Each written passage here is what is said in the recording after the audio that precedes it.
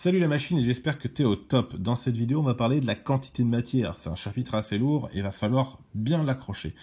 Donc en premier, on va parler de la mole. On ne sait pas pourquoi, mais on va voir pourquoi. La masse molaire, ça sera la suite. Et on finira par le lien entre la masse, justement, et la quantité de matière. Donc c'est parti.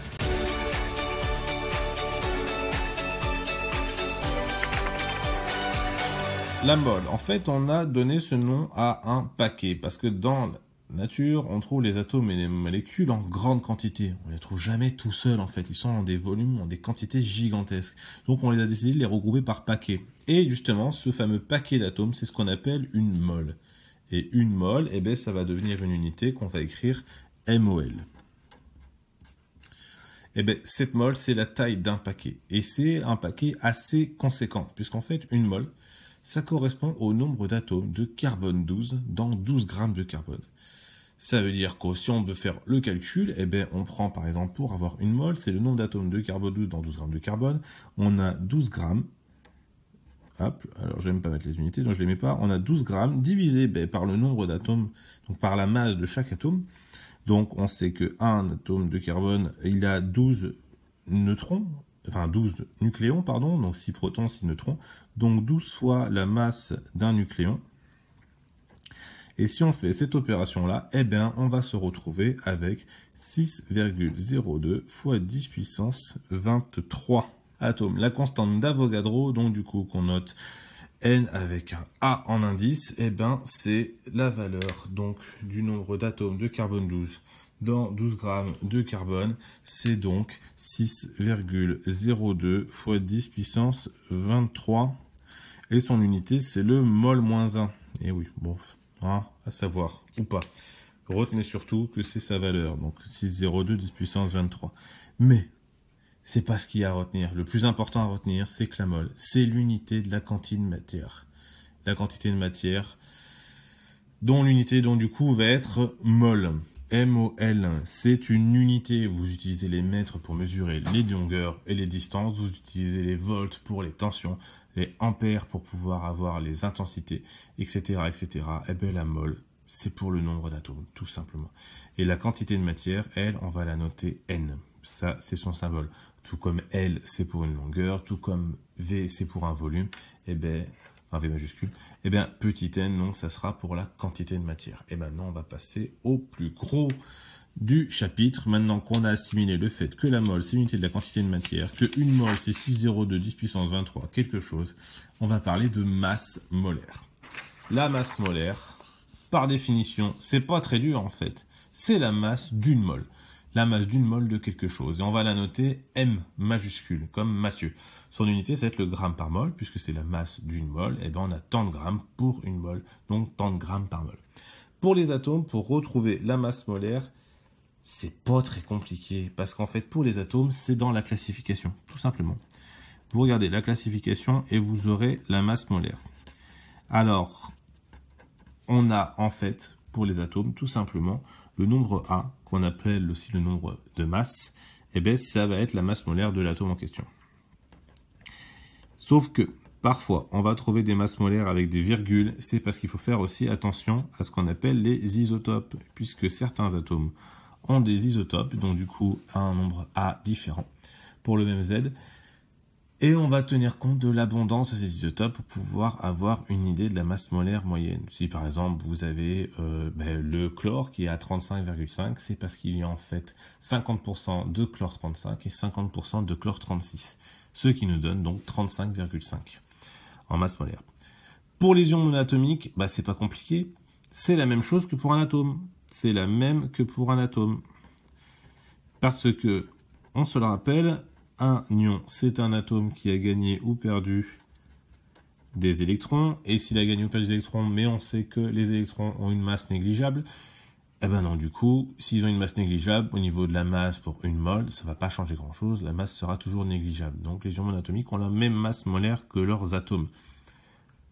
Et enfin, le plus important, c'est pour les molécules. Et bien pour les molécules, c'est la somme des masses molaires des atomes. Tout simplement, une molécule qui a un carbone et 2 oxygènes va avoir la masse molaire du carbone plus 2 fois celle de l'oxygène. Donc on va se faire un exemple justement. Comme je viens de le dire, la masse molaire du CO2, 1 carbone et 2 oxygènes. Eh bien, le CO2, donc ça va être la masse molaire du carbone plus 2 fois la masse molaire de l'oxygène.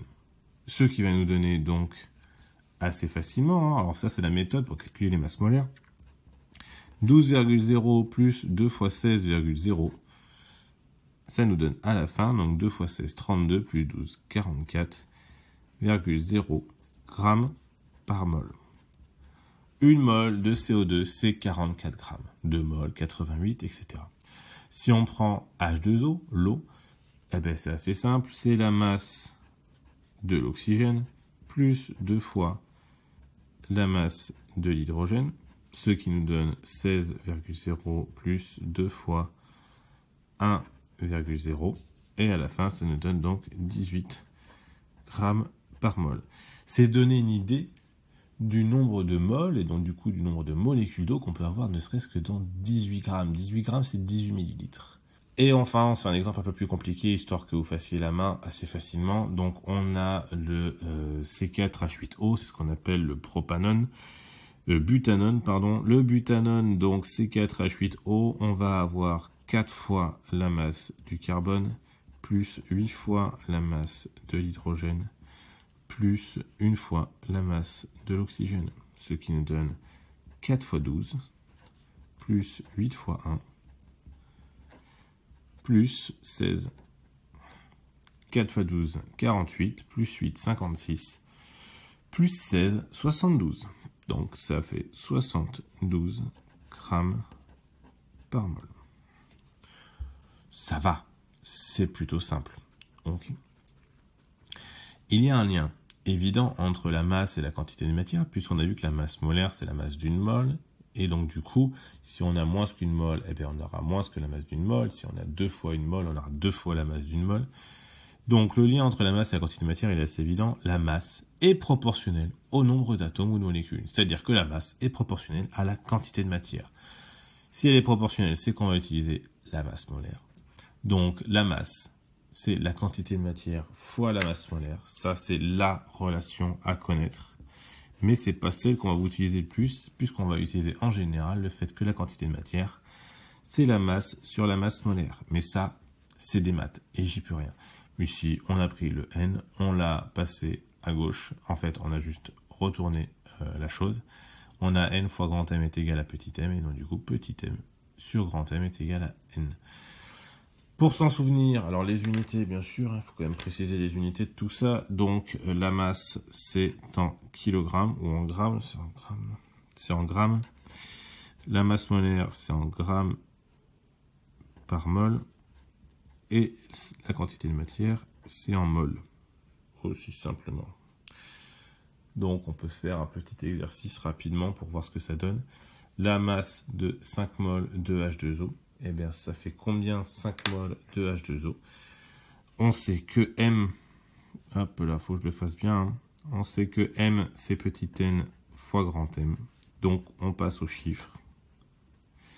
On va voir que la masse, ça correspond à 5 fois... Alors, le grand M, ça tombe bien, on l'a calculé un peu plus haut. La masse molaire de H2O, elle est ici. C'est 18 grammes par mol. Donc, c'est 5 fois 18, soit 5 fois 1, soit 50 fois plus 40, donc 90 grammes. 5 moles, on a à peine 90 millilitres. Et on s'en fait un dernier dans l'autre sens. La quantité de matière de 88 grammes de CO2. On sait que la quantité de matière, c'est petit n est égal à petit m sur grand M. Soit donc du coup, petit n est égal à petit m, donc on a dit que c'était 88 grammes, divisé par 44, soit 2 moles. Voilà, tout simplement. Ça va, c'était pas trop dur. Pour vous en souvenir, le petit n est égal à petit m sur grand M, c'est souvent le plus utilisé. Il faut se souvenir que si je mets le grand M sur le petit, eh ben je vais écraser le petit. Hein, moi je dis en général petit Mathieu sur gros Michel.